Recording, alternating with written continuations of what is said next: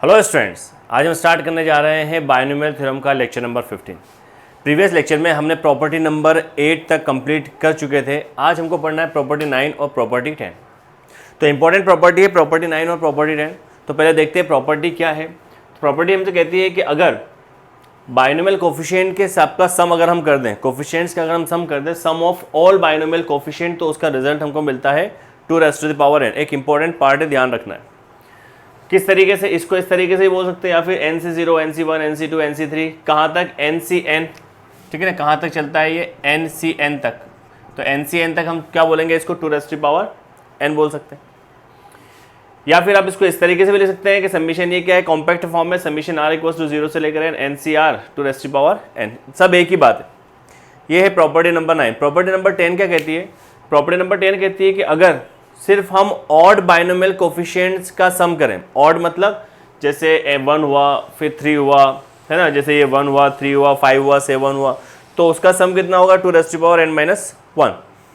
और अगर हम sum of all even binomial coefficient करें तो उसका भी सम कितना होगा, उसका भी सम इतना ही होगा। मतलब दोनों का, ऑड हो या इवन हो, दोनों का सम इतना होगा। तो ये प्रॉपर्टी नंबर 9 और प्रॉपर्टी नंबर 10। तो पहले हम इसका प्रूफ देख लेते हैं, उसके बाद हम लेते हैं इस पर कुछ क्वेश्चंस। तो आइए देखते हैं यहाँ पर प्रॉपर्टी नंबर 9 का अगर हम प्रूफ की बात करें, तो क्या होगा।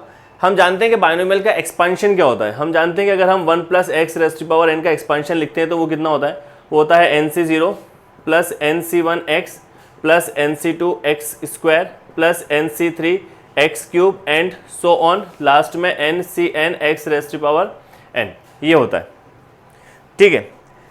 अब अगर हमें फर्स्ट वाला पार्ट बताना है, तो अगर हम ये कहें कि भाई x की प्लेस पर आप रख दो 1, हमने कहा कि भाई x की प्लेस पर 1 पुट कर दें, ठीक ना, पुट कर दो आप, क्या पुट कर दो, x की प्लेस पर 1, तो ये कितना हो जाएगा 1 + 1, यहाँ n हो जाएगा, यहाँ पर सब में क्या हो जाएगा 1 पुट हो जाएगा, तो ये हो जाएगा NC0, ये NC1, अब x की प्लेस पर 1 पुट कराओ तो ये 1, ये भी 1 हो जाएगा, NC2, ये भी हो जाएगा, NC3, ये भी हो जाएगा, NC4 से लेकर कहाँ तक, यहाँ पर भी 1 हो जाएगा, तो ये हो जाएगा NCN।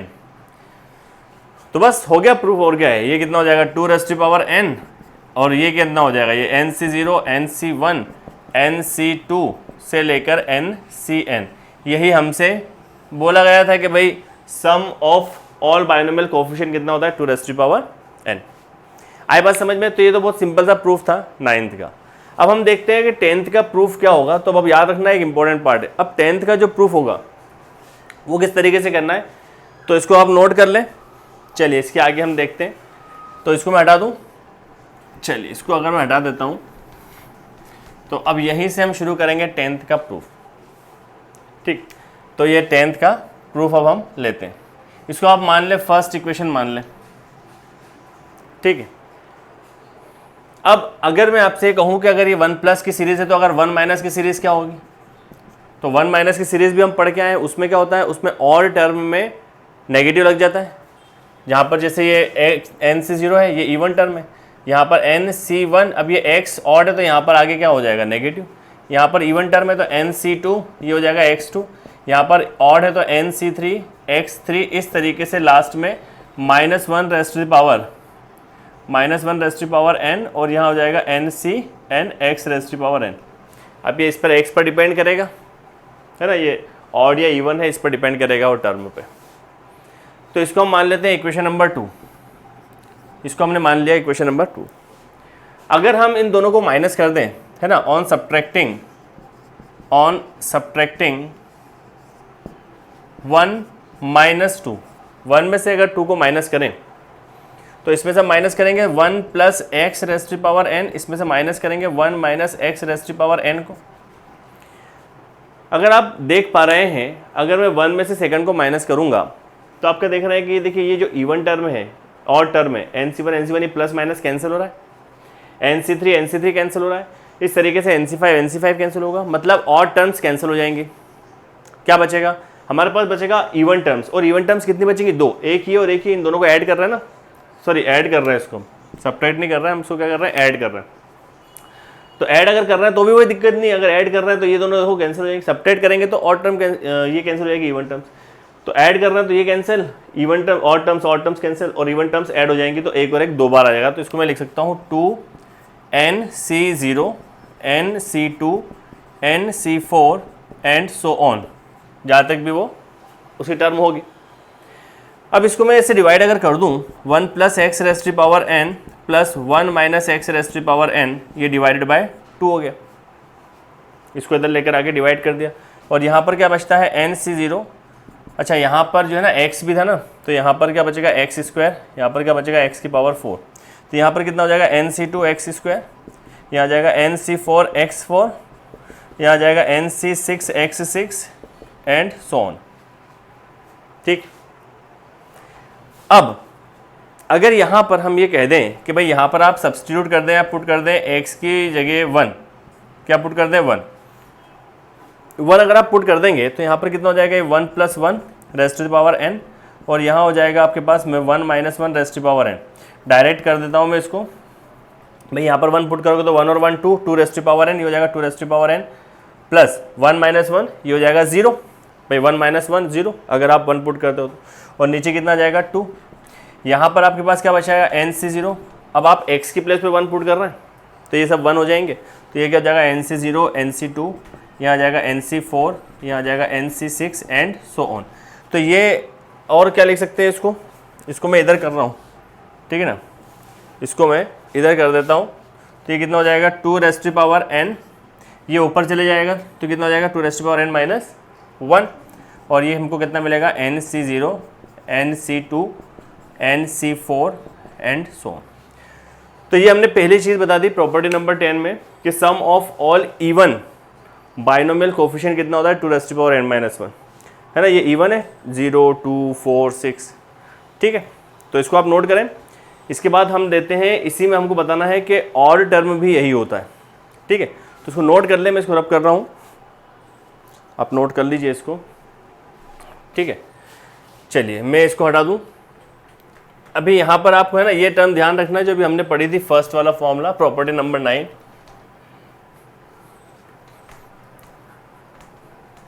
चलिए, तो अगर मैं आपसे ये कहूँ कि from property number 9, from property 9, अभी हम पढ़ के आए प्रॉपर्टी 9, है ना, ये प्रॉपर्टी 9। प्रॉपर्टी 9 हमसे क्या कहती है, प्रॉपर्टी 9 हमसे ये कहती है कि nc0 nc1 nc2 nc3 nc4 से लेकर ncn, ये कितना होता है 2 रेज़ टू पावर n, यही हमसे कहती है प्रॉपर्टी नंबर 9। अब अगर प्रॉपर्टी नंबर 9 ये कहती है तो इसमें ऑड टर्म्स भी है और इवन टर्म्स भी है। ये क्या है, ये sum of odd terms plus even terms है ना, भाई इसमें इवन भी है, ये 0 2 4, और इसमें ऑड भी है। तो क्या मैं इसको ऐसा लिख सकता हूँ, sum of odd terms plus sum of even terms, और वो कितना है 2 रेज़ टू पावर n। अरे भाई ये सम भी है और ये ऑड भी है। अब इवन तो हम फाइंड कर चुके हैं, सम ऑफ इवन टर्म्स क्या है, ये इवन टर्म्स है ना, ये हम निकाला भी sum of even binomial coefficient, sum of odd binomial, हाँ ठीक है, इसको आप याद रखना ना, बाइनोमियल कोफिशिएंट है, sum of odd binomial coefficient, binomial coefficient, और यहाँ पर भी sum of even binomial coefficient, binomial coefficient, ठीक है, बात तो एक ही है। तो इसको मैं क्या लिख सकता हूँ, इसको मैं अलग अलग करके ऐसा लिख दूँ, nc1 nc3 nc5 dash dash dash जहाँ तक जाएगा वो, प्लस इसको मैं क्या लिखूँगा nc0 nc2 nc4, और जहाँ तक इसको जाना है, और यहाँ पर क्या होगा 2 रेज़ टू पावर n। अब ये हम अभी देख कर आए हैं, ये रहा nc0 nc2 nc4, ये कितना होता है 2 रेज़ टू पावर n - 1। तो इसकी प्लेस पर मैं लिख दूंगा nc1 nc3 nc5, ठीक है ना, इसकी प्लेस पर मैं लिख दूंगा यहाँ पर 2 रेज़ टू पावर n - 1, और यहाँ पर कितना हो जाएगा 2 रेज़ टू पावर n। ये वैल्यू हमको पता है यहाँ से। अब अगर हम इस टर्म को उधर शिफ्ट कर दें तो ये हो जाएगा nc1 nc3 nc5, ठीक है, इक्वल्स टू, ये उधर जाएगा तो 2 raise to power n minus 2 raise to power n - 1 हो जाएगा, ओके। और अगर हम इसको हटा दें, अब इसको अगर मैं सॉल्व करूंगा, और nc1 nc3 nc5, ठीक है, इसको मैं इस तरीके से लिख सकता हूँ क्या, 2n-1 इंटू 2। भाई 2n को आपको लिखने का तरीका क्या है, 2n-1 और यहाँ पर 2, तो इसका एक्सपोनेंट कितना है 1। बेस सेम होती है, पावर ऐड करते हैं तो इसको आप क्या 1 और 1 कैंसिल हो जाता है, 2n बचेगा। मतलब इस तरीके से हम लिख सकते हैं। अब यहाँ पर भी 2n-1 है, यहाँ पर भी 2n-1 है, तो आप क्या करेंगे, आप कॉमन ले लेंगे 2n-1, अंदर क्या बचेगा 2 - 1। अब 2 - 1 कितना हो गया 0, तो फाइनली आपको क्या मिलता है 2n-1। किसका रिजल्ट किसका है ये, NC1 NC3 NC5 and dash dash dash. तो ये आपका आ गया sum of all odd binomial coefficient. तो sum of all binomial odd binomial coefficient हो या sum of all even binomial coefficient हो, उनका सबका दोनों का फॉर्मूला यही होता है 2n-1।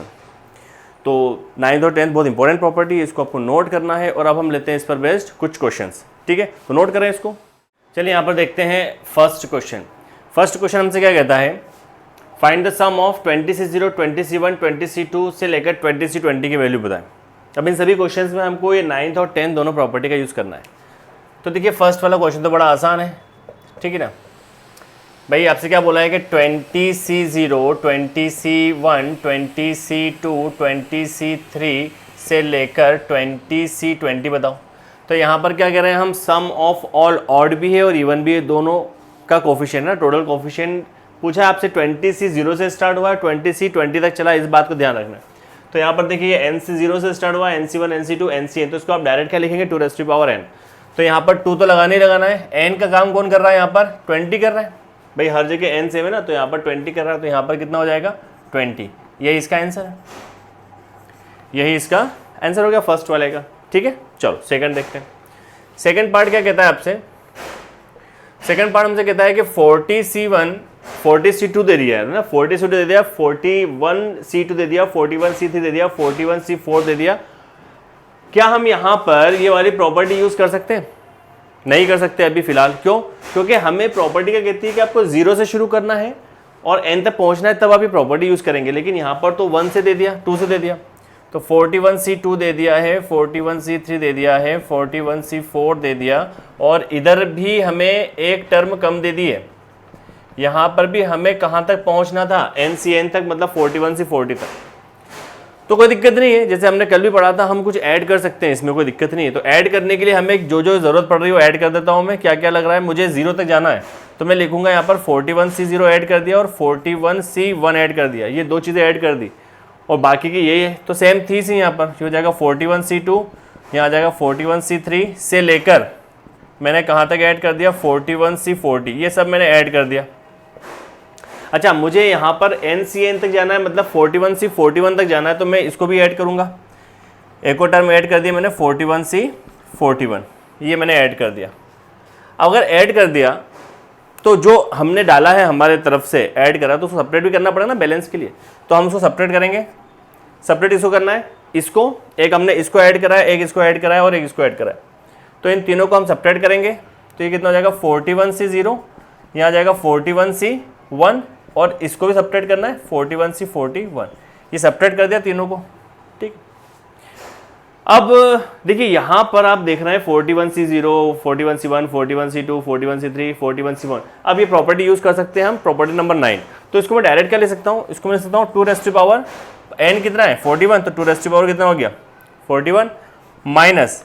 अब देखिए ये तो हमको वैल्यू पता है NC0 की वैल्यू क्या होती है, वो हमेशा 1 होती है, तो ये कितना हो जाएगा 1 हो जाएगा। NC1 की वैल्यू कितनी होती है, n होती है, ये हम पढ़ चुके हैं काफ़ी बार, ये हो जाएगा 41। और NCn उसकी वैल्यू भी कितनी होती है, NCn की वैल्यू भी कितनी होती है 1, ये आपके पास मिलता है। तो आपका आंसर कितना मिल जाएगा 2⁻41 माइनस 41 42 43, ये हो जाएगा 43, ये आपका आंसर है। तो नोट करें सेकंड को, फर्स्ट और सेकंड को, फिर हम लेते हैं थर्ड क्वेश्चन देखते हैं, ठीक है। चलिए तो रब करता हूँ मैं इसको, आप नोट कर लें। थर्ड क्वेश्चन अब आप खुद कर सकते हैं, अब आप थोड़ा सा दिमाग लगाएं, और आप अगर कर सकें तो आप करें जल्दी जल्दी, वीडियो को पॉज करके भी कर सकते हैं। चलिए क्वेश्चन नंबर 3 की अगर हम बात करें, थर्ड वाले पार्ट की अगर हम बात करें, तो थर्ड वाला पार्ट हमसे कहता है कि 70C0 70C2 70C4 70C70 क्या दिखाई दे रहा है आपको, इसमें बीच में गैप दिखाई दे रहा है, बीच में गैप दिखाई दे रहा है ना, और गैप कैसा दिखाई दे रहा है कि इसमें और टर्म नहीं दिखाई दे रही है, सिर्फ क्या है इवन टर्म्स है। 70 70C2 है ना, कौन कौन सी इवन टर्म है, तो 70C0 70C2 70C4 कहाँ तक है, 70C70 तक है।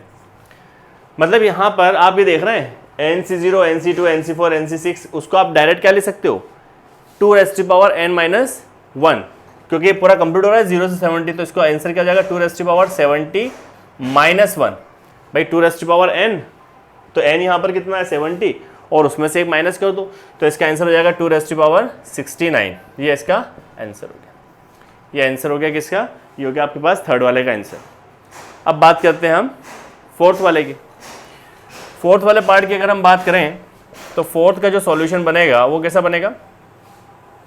अब यहाँ पर हमसे बोला है 55C3 55C5 55C7 55C9 और 55C53 दिखाई दे रहा है हमको कि ऑड टर्म्स हैं, है ना, नीचे दिखाई दे रहा है ना ऑड टर्म्स हैं, लेकिन ऑड टर्म्स तो है, लेकिन ऑड टर्म्स की शुरुआत कहाँ से होना चाहिए 1 से, ठीक है ना, 1 से शुरुआत होना चाहिए और लास्ट तक जहाँ पर वो नंबर है वहाँ तक जाना चाहिए। तो यहाँ पर शुरू 1 से नहीं हो रहा है, यहाँ पर शुरू हो रहा है कितना 3 से, तो 3 5 7 और यहाँ पर 53 तक जा रहा है, हमको चाहिए कहाँ तक 55 तक। तो वैसे ही क्वेश्चन है जैसे हमने भी ये सेकंड करा था, कुछ ऐड कर देंगे कुछ सब्ट्रैक्ट कर देंगे।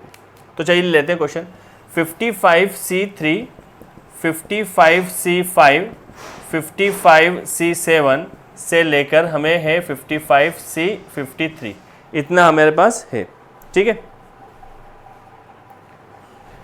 तो अब क्या करेंगे, अब इसमें हमें कुछ ऐड करना है कुछ सब्ट्रैक्ट करना है।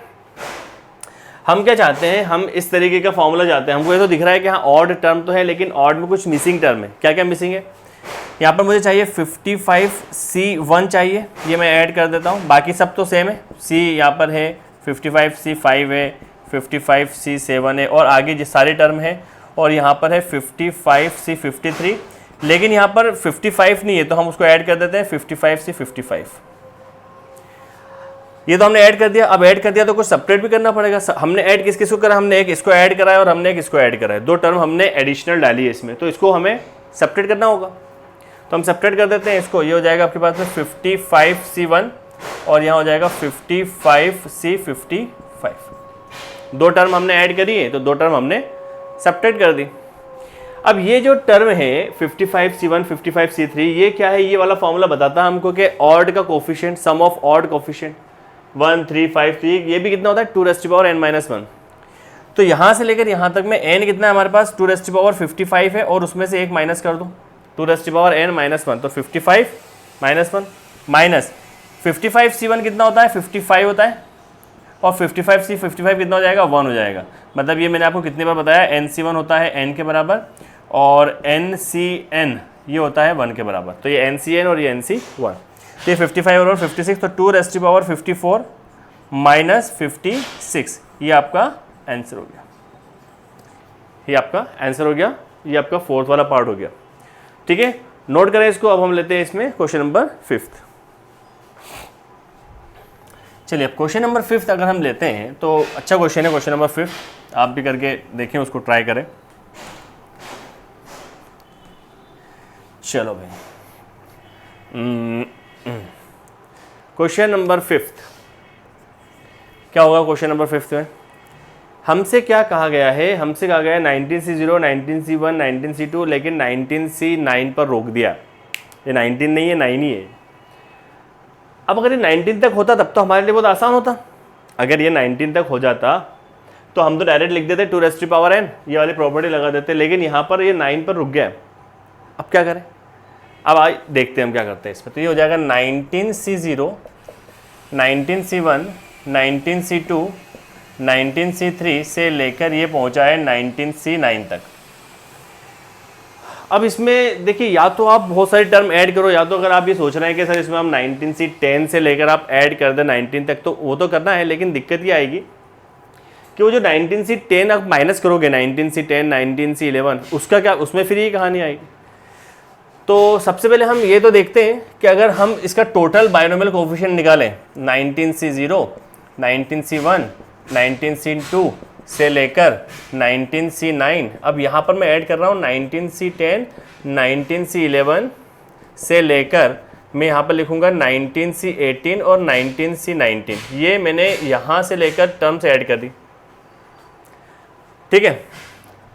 और इन सभी का रिजल्ट मुझे पता है, इन सभी का सम कितना लिखूंगा मैं, 2⁻19 लिख सकता हूं मैं।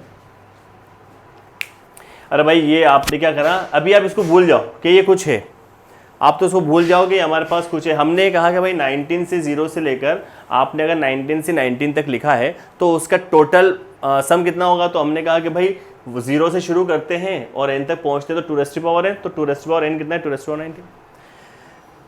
अब देखिए यहाँ पर क्या करना है हमें कि ये जो टर्म्स हमको पता है, देखिए ये दोनों का सम सेम है, ये दोनों किसी टर्म है, ये इक्वल टर्म्स हैं, ये किसी टर्म्स हैं, ये इक्वल टर्म्स हैं। क्यों इक्वल टर्म्स हैं, यहाँ पर हम ये फॉर्मूला यूज़ कर सकते हैं NCR और NCn-r। भाई NCR मतलब देखो ना 19C9 और NCn-r मतलब 19C19-10, तो ये कितना हो जाएगा 19C90-10 मतलब 9 हो जाएगा ना। और इधर भी क्या है NCR मतलब 19C9, कोई बात समझ में आ रही है। तो कुल मिलाकर ये दोनों टर्म सेम हो जाएंगी और इसके पहले की टर्म और ये टर्म भी सेम हो जाएगी, क्योंकि यहाँ पर है 19C8 और यहाँ पर 19C11, यही वाला फॉर्मूला लगेगा। तो कुल मिलाकर ये इसके बराबर, ये इसके बराबर, इस तरीके सारे टर्म्स, ये फर्स्ट और लास्ट भी आपस में बराबर, सेकंड लास्ट आपस में बराबर। आई बात समझ में।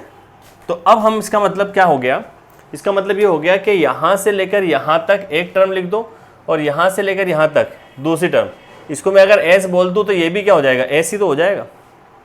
नहीं आई बात समझ में भाई, अगर ये टर्म इसके बराबर है, ये इसके बराबर है, ये इसके बराबर, तो इसको ऐड करो और इसको ऐड करो, ये सब एक ही रिजल्ट आएगा ना। तो ये S और ये S, तो S प्लस S, ये S और ये दूसरा S दोनों बराबर होंगे, ये हो जाएगा 2⁻19। इसको अगर हम ऐड करेंगे तो ये हो जाएगा 2S, ये हो जाएगा 2⁻19। तो S इक्वल टू कितना हो जाएगा 2⁻19 डिवाइडेड बाय 2, तो S कितना आ जाएगा आपके पास 2⁻18। ये इसका आंसर आएगा। तो कितना आंसर आ जाएगा सर 2⁻18। कोई कन्फ्यूजन तो नहीं किसी को। एक बार फिर से, ये आपके पास 19 तक आपको रोका था, तो हमने कहा कि यार 9 तक रोका था, तो हम एक काम करते हैं, हमको ये पता है कि अगर हम 0 से लेकर 19 तक पहुंच जाएंगे तो हम जानते हैं कि उसका फॉर्मूला होता है 2⁻n, तो 2⁻19 लिख दिया हमने, ठीक है। फिर हमने कहा कि यार ये दोनों बराबर है, ये दोनों बराबर है, सेकंड लास्ट बराबर है, थर्ड लास्ट बराबर है, मतलब जितना सम इसका होगा उतना ही सम सेकंड वाली टर्म का होगा। तो हमने कहा कि ये S और ये S दोनों क्या हो जाएंगे 2S और ये 2⁻19 है ही, तो ये हो जाएगा 2 को डिवाइड कर दिया, तो 2⁻18 इसका आंसर, ठीक है। तो नोट करें इसको। अब हम लेते हैं 6th क्वेश्चन। चलो 6th क्वेश्चन लेते हैं अब हम, ठीक है। अब 6th क्वेश्चन में इसी तरीके से हो जाएगा। 6th क्वेश्चन,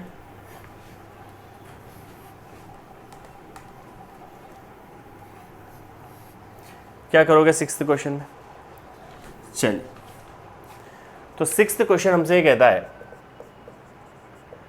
कि हमें दे दिया है 30C1, 30C2, 30C3 से लेकर 30C14 दे दिया। हमें इसकी वैल्यू फाइंड आउट करना है। तो इसमें भी हमें इसी तरीके से इसको हम जो है पूरी टर्म का एडिशन कर लेते हैं पहले, जो हमको पता है।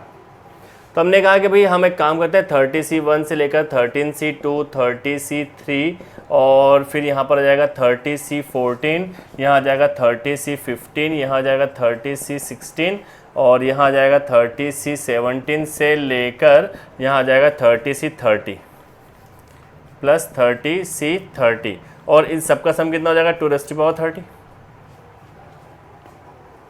क्या यहाँ तक बात समझ में आ गई भाई? हम अभी इसको देख ही नहीं रहे, हमको 30C14 तक वैल्यू निकालना है ना। तो हमने कहा कि भाई 30C, अच्छा यहाँ पर 1, एक बात का यहाँ पर ध्यान देना है ना, अभी मैंने इसको, मैं यहाँ पर नहीं लिखता हूँ इसको, ये मैंने यहाँ पर क्या करा है 30C1 से लेकर 30C30 तक लिखा है, लेकिन यहाँ पर मैं एक और टर्म ऐड कर रहा हूँ। यहाँ पर हम फॉर्मूला बनाने के लिए मुझे यहाँ पर 30C0 भी ऐड करना होगा और 30C1 तो पहले से दे रखा है, मतलब हमें यहाँ से दे रखा है, लेकिन मैंने इसको भी ऐड करा है और यहाँ से फिर मैंने ऐड करना शुरू कर दिया है 15, 16, 17 इतना। पिछले क्वेश्चन में तो क्या हो गया था कि ये दोनों टर्म बराबर हो गई थी, क्या इस बार भी बराबर है? इस बार बराबर नहीं है। देखो NCR, तो ये क्या NCn माइनस आ रहा है, नहीं, ये तो 15 हो जाएगा, 15 हो जाएगा। तो ये इस बार ऐसा नहीं है।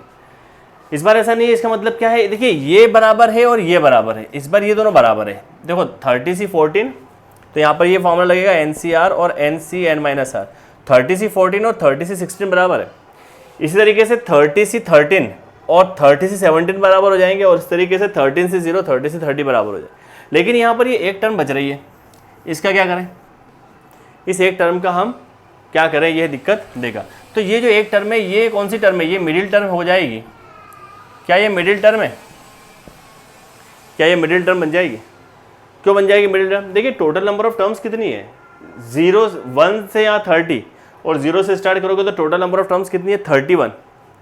भाई अगर 1 से काउंट करोगे ना 1 2 3 4 तो 30 तक 30 टर्म्स, लेकिन ये 0 भी तो है, तो टोटल नंबर ऑफ टर्म्स कितनी हो गई, तो टोटल नंबर ऑफ टर्म्स कितनी हो जाएगी, 31।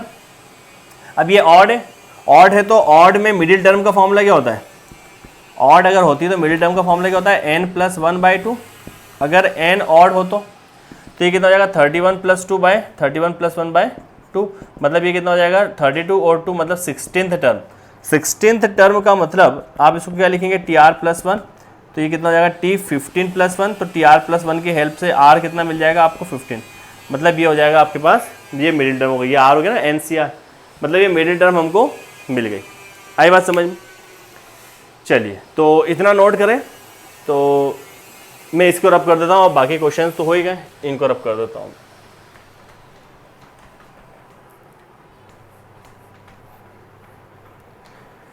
तो यहाँ तक हम आए 16th टर्म तक।